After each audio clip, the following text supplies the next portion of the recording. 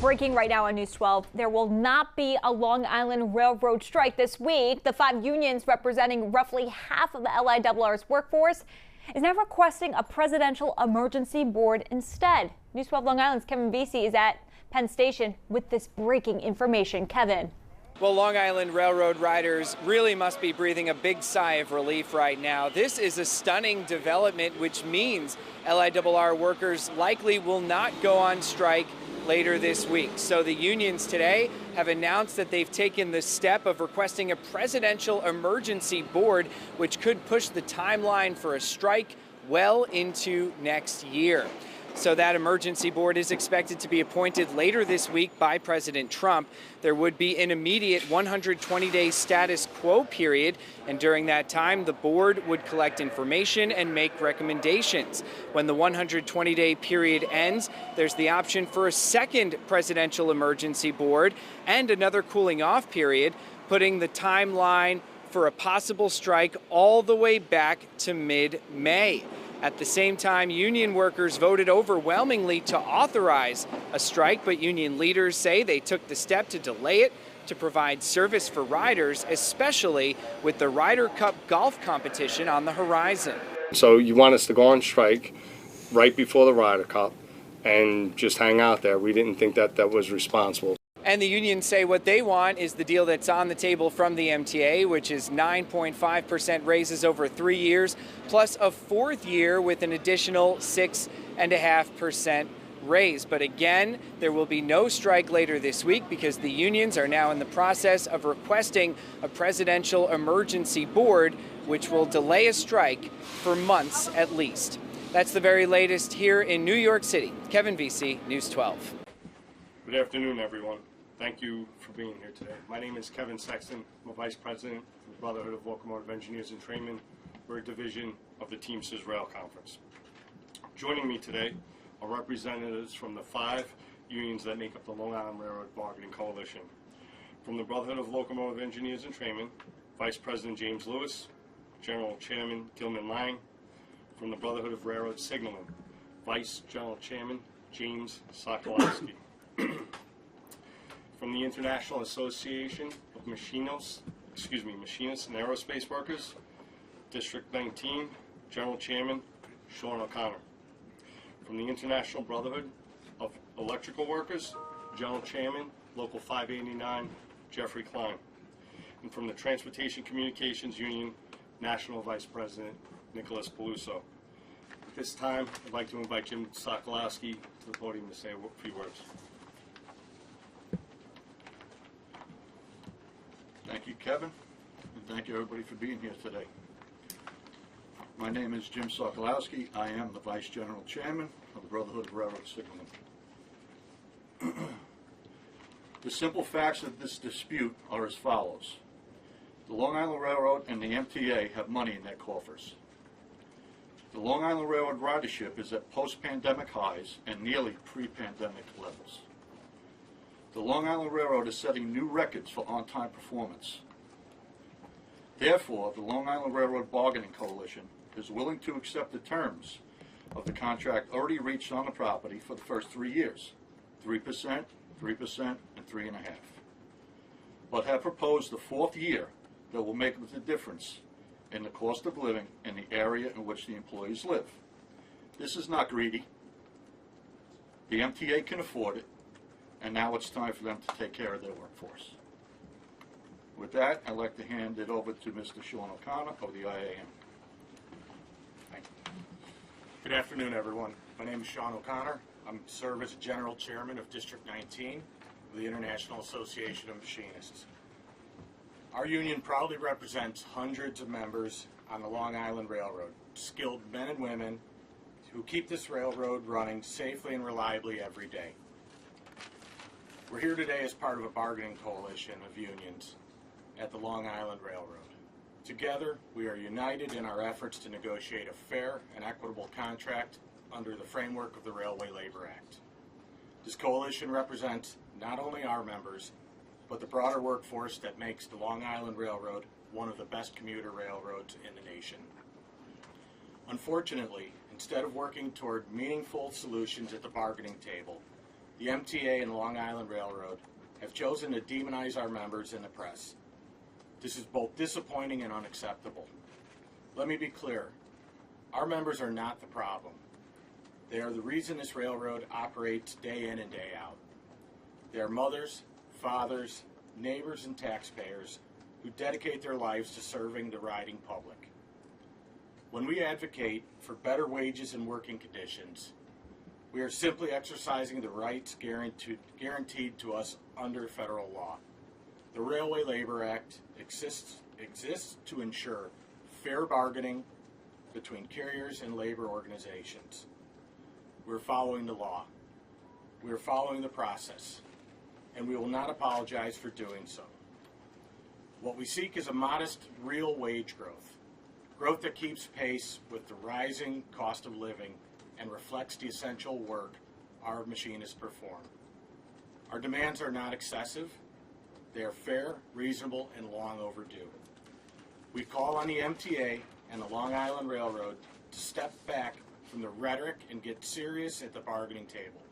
Stop vilifying the very people who keep this system running. Show the same commitment to fairness and responsibility that our members show every day on the job. We stand united with our coalition partners, and we will continue to fight until we secure a contract that respects the work of our machinists and provides the stability and security our families deserve. Thank you. Next up is Jeff Klein of IBW Local 589. Thank you, Sean.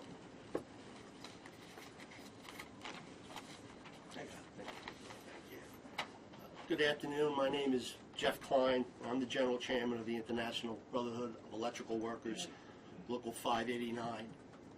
I have the honor of representing the nearly 1,000 electricians who work every day on the Long Island Railroad to ensure that the riding public gets to where they need to go to safely and comfortably. That being said, it's unfortunate that we are here.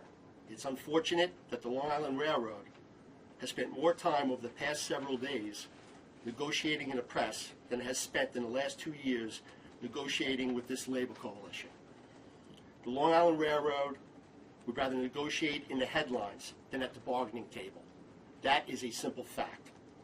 They have intentionally misled the public of our position in an attempt to build public resentment against the very employees they claim to revere. Not too long ago, our coalition's members were heralded by the Long Island Railroad as heroes moving heroes. How soon they forget. So let's be clear, contrary to what you've been told by the Long Island Railroad and the MTA, the coalition has accepted the same 3-year deal that other unions have already agreed to. You heard that right. We've accepted it. All we are seeking is a 4th year that would provide modest wage gains, allowing our members to maintain their purchasing power by keeping pace with inflation and their heads above water. That's a principle every hard-working New Yorker can relate to and appreciate.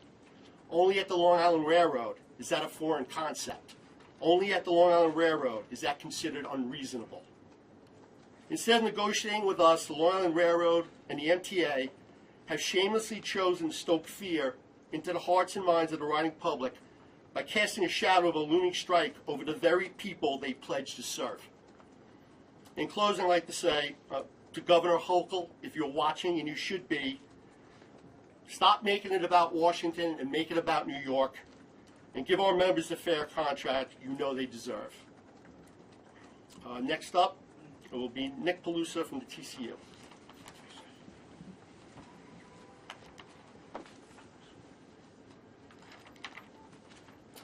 Good afternoon. My name is Nick Peluso. I'm the National Vice President of TCU IAM. We are proud to represent over 1,300 craft employees on the Long Island Railroad. Our members include train operators, train dispatchers, ticket agents, cleaners, and ushers, just to name a few. For over 2 years, we have been involved in negotiations with the Long Island Railroad and the MTA. For over 2 years, we have heard excuse after excuse for why our members cannot receive a fair contract. The clock has finally ran out, and the time for excuses has come to an end. Our members have made it clear they expect a contract that actually allows them to make real wage gains. Unfortunately, the Long Island Railroad has refused to offer a contract that meets that demand. And our expectations are nothing spectacular. They are extremely fair and more than reasonable. Workers who keep Long Island Railroad moving every single day deserve raises to keep up with the rest of the commuter rail industry. Unfortunately, it appears the Long Island Railroad and the MTA have convinced Governor Hochul that their hands are tied. So instead of working with labor to reach a productive solution, Governor Hochul has decided to play games of political convenience, and the worn-out blame game of blaming the current administration. This is nonsense. She knows it, we know it, and the riding public should know it. We are proud to partner with this coalition. It's great to work with all these true labor leaders, and Kevin's done a great job as our spokesman. We are confident we will secure an agreement that meets our members' expectations, and we won't stop fighting until we do. Long Island Railroad, MTA, Governor Hochul, stop the excuses, stop the games, come to the table, let's get this done. Thank you. I'd like to now introduce Gil Lang from the BLET. Good afternoon. My name is Gilman Lang, General Chairman for the Long Island Railroad, BLET. We appreciate your time and attention as we update the public, policymakers, and our members on the outcome of our recent strike authorization vote. Today, we are announcing that our respective membership voted overwhelmingly to authorize a strike should it become legally necessary under the Railway Labor Act. Over the past couple of weeks, BLET members who work at the Long Island Railroad have been voting on strike authorization. Balloting ended at 11 a.m. this morning, and 99.9% of 529 active members voted overwhelmingly to strike if necessary. This is not a strike notice. It does, however, send an unmistakable message that our membership are unified, committed, and prepared to take all lawful actions necessary to secure a fair and reasonable contract. For more than 2 years, our coalition has been bargaining in good faith with the Long Island Railroad. Despite our repeated efforts to reach a voluntary settlement, we remain at an impasse. Our members have gone more than 3 years without a raise, while costs for housing, food, fuel, and health care continue to climb. We are not asking for anything extraordinary. Our proposal seeks only to secure an agreement which provides for a modest improvement of real wages. Doing so ensures that inflation does not erode our members' purchasing power and aligns with industry standards that are consistent with agreements not only reached at neighboring rail carriers like Amtrak, SEPTA, Keolis, but rail carriers across the country. Our fight for wages is also about ensuring the railroad can attract and retain skilled workforce needed to provide safe, reliable service and now and into the future. Despite such, the MTA and Long Island Railroad have chosen to escalate this publicly and vilify the very workforce that keeps New York moving instead of working towards a constructive solution. Before we go on, it is necessary to correct the record regarding recent statements made by New York State, the MTA, and the Long Island Railroad, many of which have been repeated in the press coverage.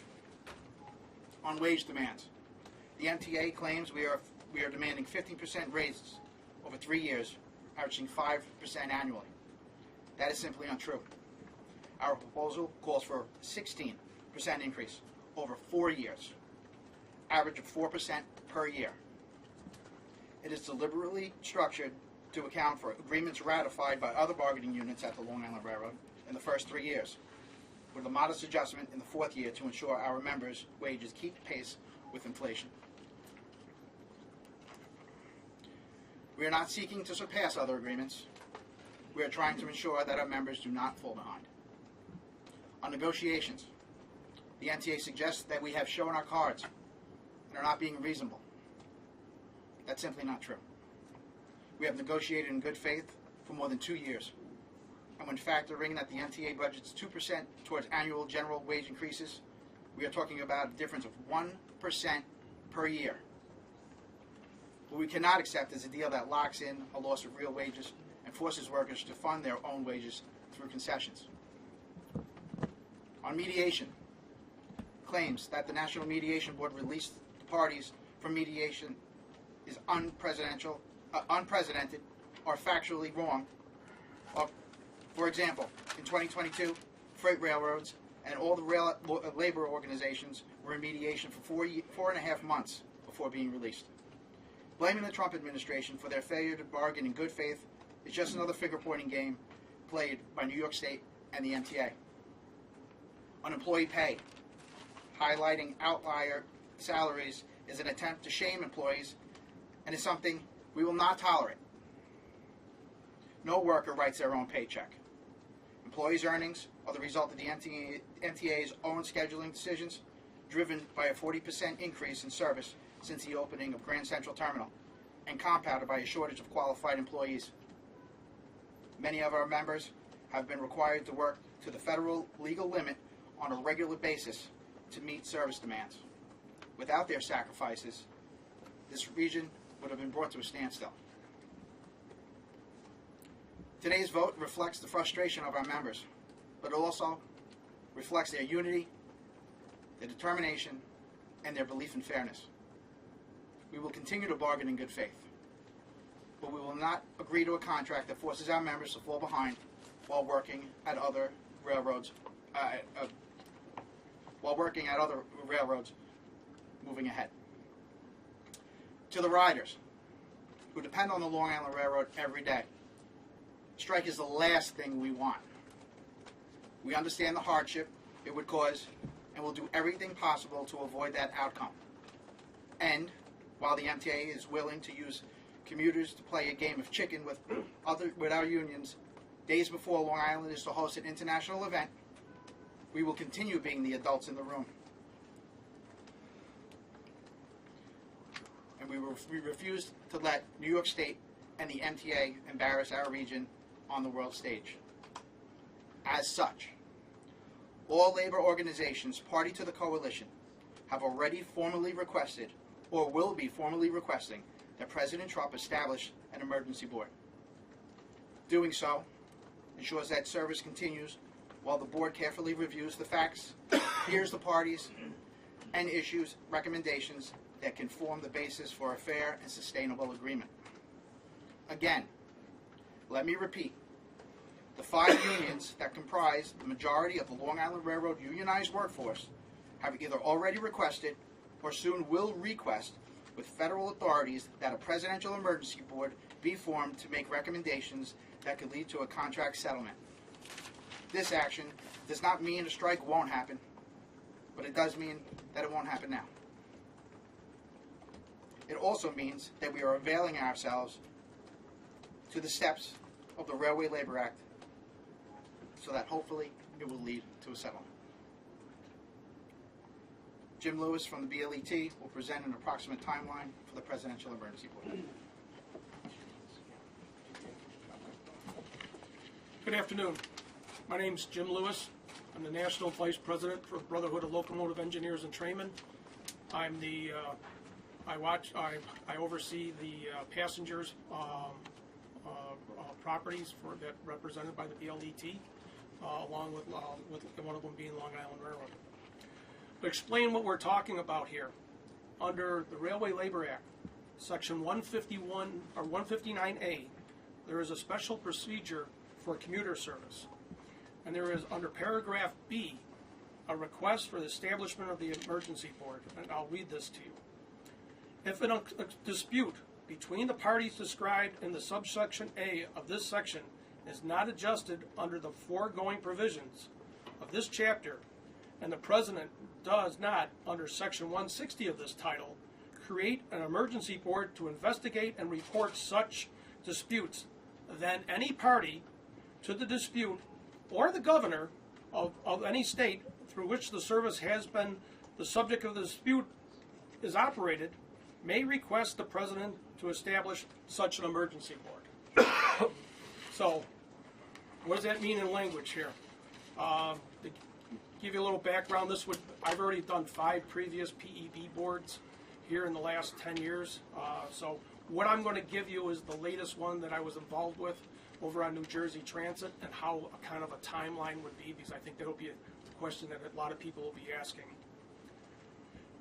If the president, well, he shall put the board under the next section that says if he does get a request that he shall go and establish a board. If we looked at how it was done under New Jersey Transit, a board would be established somewhere around this 18th of this month. So then what happens is there's a 120-day status quo, and during that time the establishment of the board would be on. Within 30 days of the board establishment, which would be right around this 18th of September, they would then have hearings, and then they would give their recommendation. So the recommendation to the president would be middle of October. And then if there's no settlement between the parties from the recommendation of the board, the National Mediation Board then holds a public interest meeting to see if they can also try to get both sides to agree. And if that does not occur, then in January that 120-day period runs out. But the unique item of Section 9, and it only applies under the Railway Labor Act of commuter service, you can have a second PEB board, which was done over on New Jersey Transit here, if everybody remembers here, just several months ago. The status quo would then, with the second board, would also maintain. Each party would then submit basically a final offer, and a second board appointed by the president. It would be a different usually it's a 3-person board. It's usually 3 new individuals on the board, and they usually get them from the National Mediation Board. They are trained mediators and arbitrators that are known in the rail industry and know how the railroad works. They would then give another recommendation, and then you would have another 60-day cooling off period, which would bring middle of May if either party could not come to an agreement. That's when either side could go to self-help. But what this does, by requesting this under our act, this will, ensure one thing, that the riders will be covered here. And the question is, why are we making this request? We have watched over the past week the Long Island Railroad, the MTA, and the governor attempt to spin the narrative of this 2+ year contract dispute. I'm not sure if it's for lack of knowledge of the Railway Labor Act on their part or for some other reason. Instead of moving to the next step under the Railway Labor Act process and requesting the establishment of the Presidential Emergency Board, which has been around now established 99 years ago, and was done, as I said, just a year ago across the river for New Jersey Transit, they started a scare campaign with press conferences, signage at stations, just to name a few, which results in the customers on the Long Island Railroad wondering if their train will be running. These passengers, they're our friends, our neighbors, our family, and they should be treated much better than we've seen over this past week. This is why the 5 unions decided to be the grown-up in the room and request President Trump to appoint a Presidential Emergency Board per the Railway Labor Act and allow both sides to present their proposals to the board. I can say in my 49 years in the rail industry, this request by the unions is a first. But we need to move the contract disputes to a settlement and still support the riding public that supports us. I thank you, and I'll turn it over to Kevin Sexton for questions. Thank you. So again, we'll have like 20 or 30 minutes for questions, yes. Just to clarify, asking for the Presidential Emergency Board, that effectively means it's going to happen. Is there anything that would suggest that the White House would say, nope, we're not doing this, your strike deadline holds? No. It Under will Section happen. 9A of the Railway Labor Act, the President shall appoint when it's requested. So to be clear, this means there will not be a strike this week? Correct. Correct. Kevin, do you have any concern Yeah, about? if I could just interrupt you, if you wouldn't mind saying your name and your news organization. Sure, Alfonso Castillo with Newsday. Any concern about what the makeup of that presidential emergency board could be? There is a thought that this administration is anti-labor, so whatever recommendation would come out of them might not favor your union. If we were concerned about that, we wouldn't have requested it. Okay, sir, you're back. Hey, Phil with the Associated Press. So has every union at this point taken a vote to authorize a strike in the event that all of this plays out? Yes. Yes. All fine. Yes. Yeah. Their membership has overwhelmingly voted in support of that. Yes. Hello, Elijah Westbrook with CBS News New York.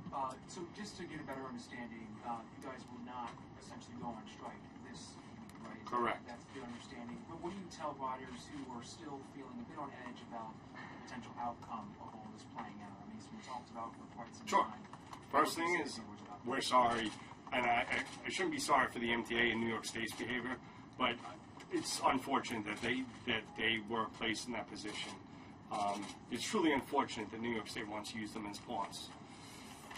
What I will say is we're doing everything in our power to secure an agreement. And again, it's exceedingly reasonable what we're asking for, so we would just ask them to understand and bear with us as we go through the process. But unfortunately, the MTA will continue to play their games and scare people. Maybe after today, they might dial it down a little. That's our hopes, because all the rhetoric came from them.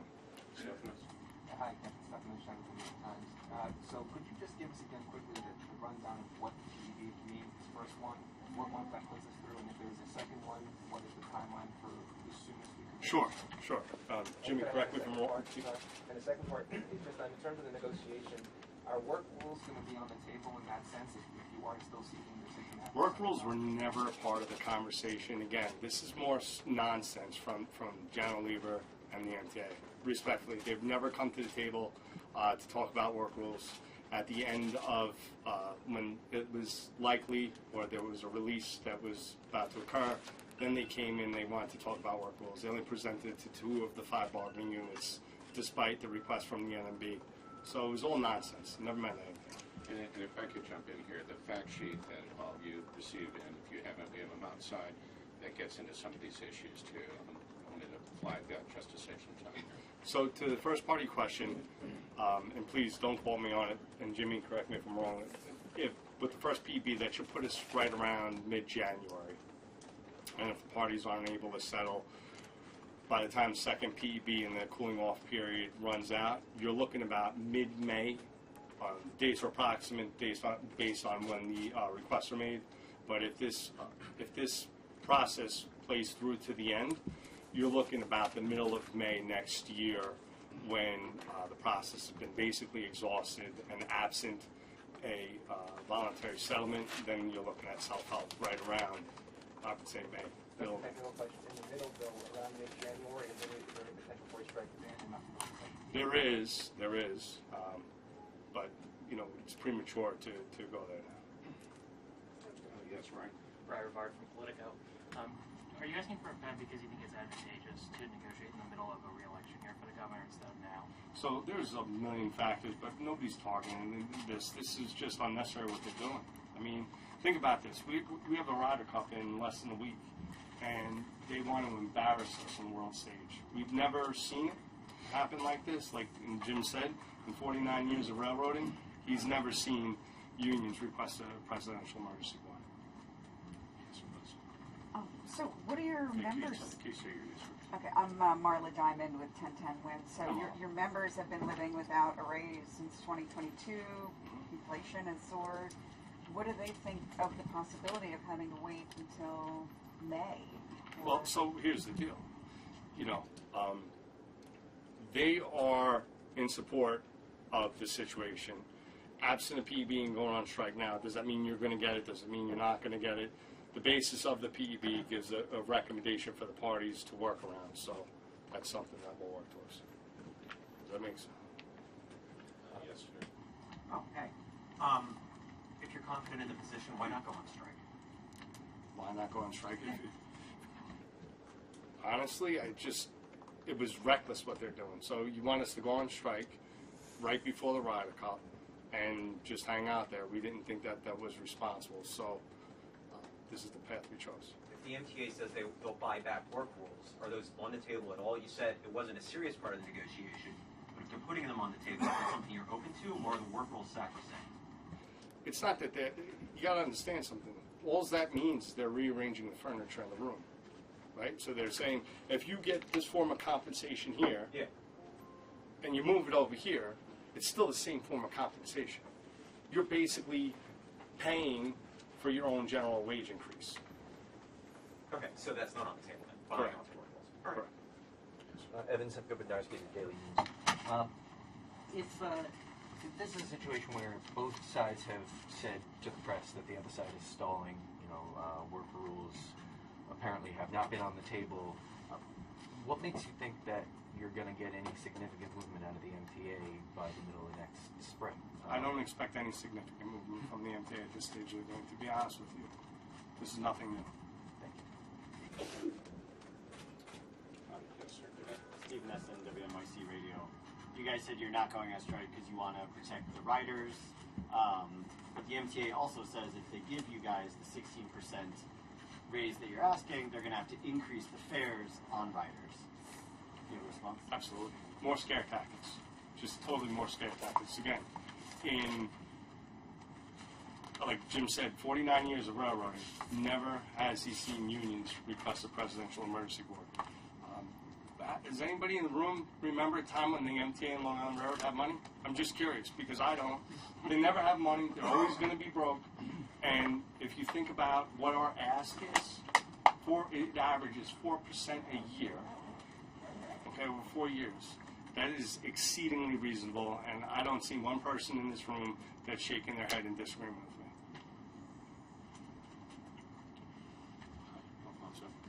I know you all said the unions are unified, but clearly that's not the case with all the unions. The unions representing more than half of Long Island Railroad workers have already accepted a contract. Can you address that rift that has at times gone public with Smart and Anthony? Yeah, I mean, I'll address it. You're saying it's a rift, and I don't see it as a rift. And other unions have their own positions, and they have their right to that, and I respect that. Similarly, we should be respected as well.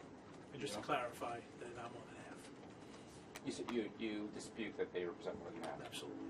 If I could jump in here, it was indicated to us at the beginning of negotiations by MTA that this coalition represents 55.8% of the workforce. The NOSAD is one of the details in the fact sheet.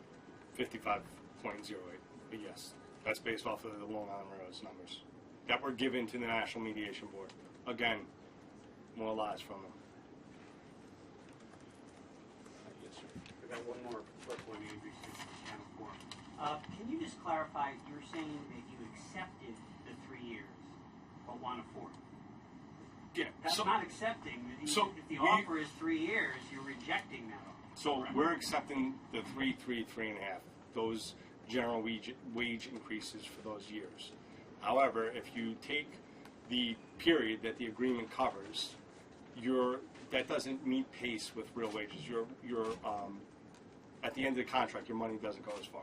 So the way you offset that is you go out an extra year. Okay, so that's this whole thing that everybody's talking about. We go out an extra year for a fourth year at 6.5%. And if you average the 6.5 to the 9.5, that it averages 4, and that is standard. Actually, to be honest with you, that's at the low end with the industry. For the period that the agreement covers, neighboring railroads, commuter railroads, and even the freights are well above 4. They're 4.5. When you take a 7-year agreement, 0.5% a year, it adds up quick. So, all our data shows this is at the lowest end of the spectrum, and they're acting like we're trying to bankrupt them. And what do you say to assertions that some of your members make $350K with overtime and penalties? Sure. Yeah. So those are outliers. That's not a standard or a normal occurrence. Grand Central opened 2 years ago. And with that, there was a shortage of the workforce and an increase in service by, I think, 40%, they were saying. Some people were working around the clock.